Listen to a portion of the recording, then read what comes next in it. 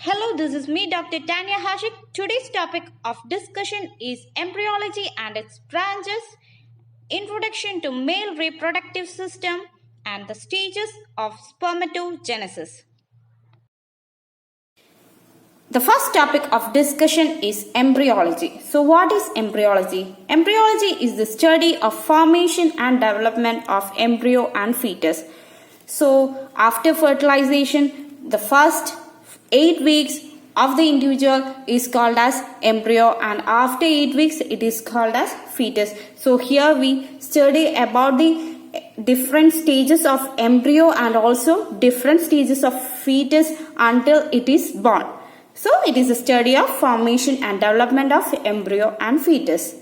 Another definition for embryology is it is a science that deals with the process and regulation in the prenatal growth and development of an organism or individual.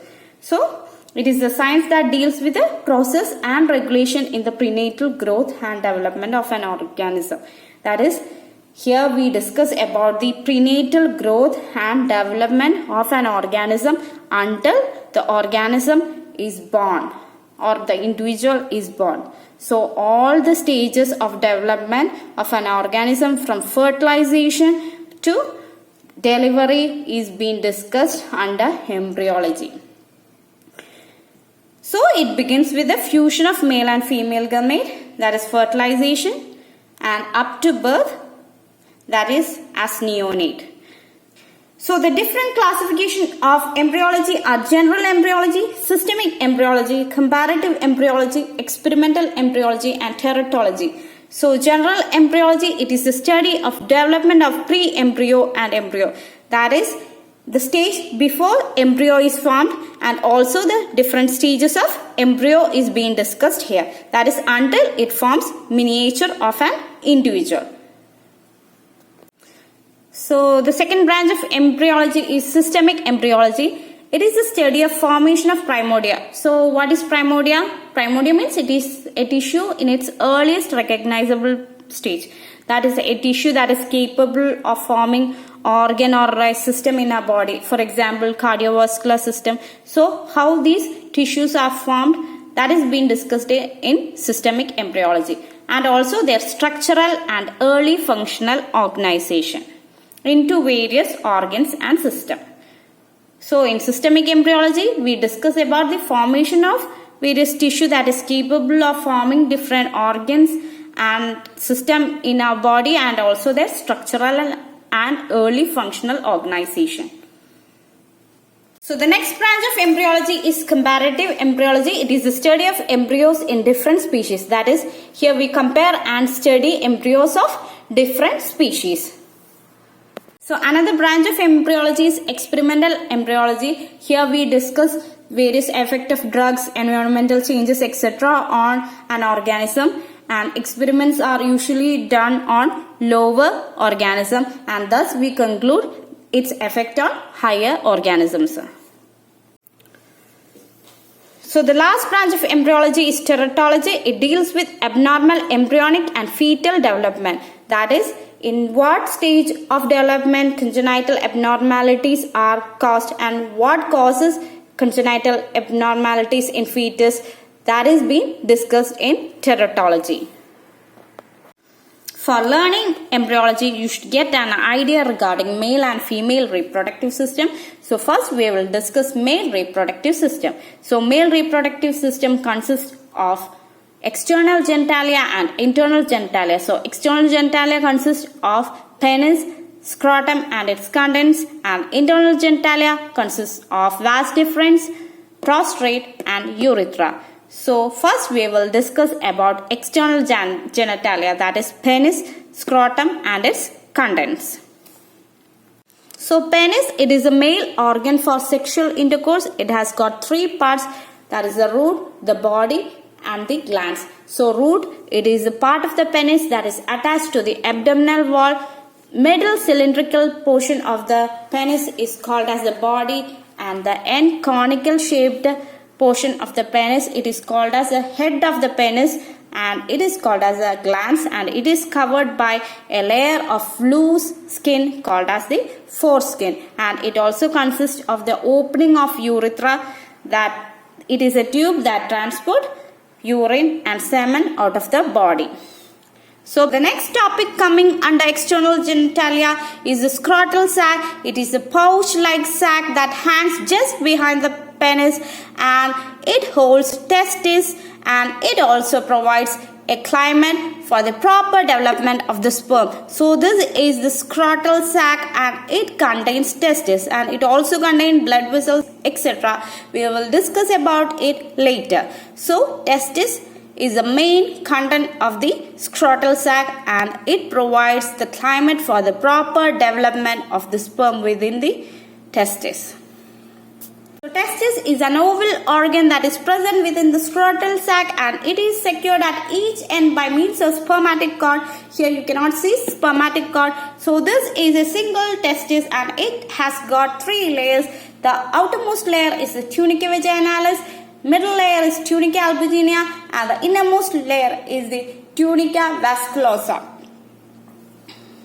So the middle layer of the testis, that is the tunica albuginea, it is thickened towards the posterior part of the testis, and it forms an incomplete layer called as the mediastinum. And from the anterior part of the mediastinum, there arise so many septa dividing testis into so many lobules. That is 250 to 300 lobules, and each lobule contains 2 to 4 highly coiled seminiferous tubules, and in between them there are interstitial cells called as the Leydig cells. So this is the tunica albuginea, that is the middle layer of the testis, and the posterior part is thickened to form the mediastinum, that is an incomplete partition, and from the mediastinum rise so many septa dividing testis into so many, that is 250 to 300 lobules, and each lobule contains 2 to 4 highly coiled seminiferous tubule. So this is a magnified view of the seminiferous tubule, and seminiferous tubule is responsible for the production of the spermatozoa. So the seminiferous tubule is coiled in front and straight in the back, and it connects with the adjacent tubules to form a plexiform network called as the rete testis. So this is a seminiferous tubule. It is coiled in front and straight towards the back, and it connects with the adjacent tubules to form a plexiform network called as the rete testis. So this is the magnified view of the inside of the seminiferous tubule. Here you can see male gametes in various maturation stages, and that is the spermatogenesis takes place within the wall of the seminiferous tubule. So here you can see gametes in its, that is male gametes in various stages of maturation. So spermatogenesis is a process of maturation of male gamete. Now we will discuss the process of spermatogenesis. So spermatogenesis is the maturation of male gametes. So the process of spermatogenesis only starts by the puberty, that is at the age of 12 to 14, and at this age the spermatogonia undergo repeated continuous maturation, and finally spermatozoas are formed, and this process is called as spermatogenesis. And this process of spermatogenesis have 3 stages, and it takes 64 to 74 days for the spermatogonia to form a mature spermatozoa. So the stages of spermatogenesis are spermatocytosis, meiosis, and the last stage is the spermiogenesis.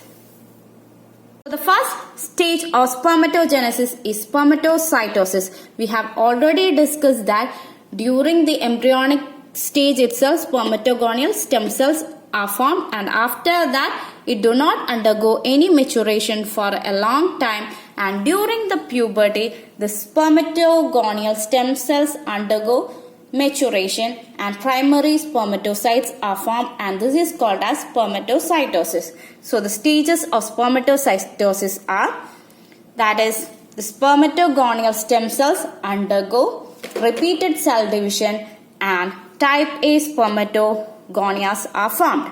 And these type A spermatogonias undergo limited amount of mitotic division, and the last division result in the formation of type B spermatogonias. And the type A spermatogonias acts as reserve as they do not undergo any further changes. And these type B spermatogonias undergoes mitotic division, or it enlarges to form the primary spermatocyte. So the spermatogonial stem cells undergo cell division and it forms type A spermatogonia, and the type A spermatogonia undergo limited amount of mitotic division, and the last division result in the formation of type B spermatogonia, and the type B spermatogonia enlarges or undergoes mitotic division to form the primary spermatocyte. So the second stage of spermatogenesis is the meiotic division. So here the primary spermatocytes undergo the first meiotic division and form the secondary spermatocytes, and the chromosome number becomes half.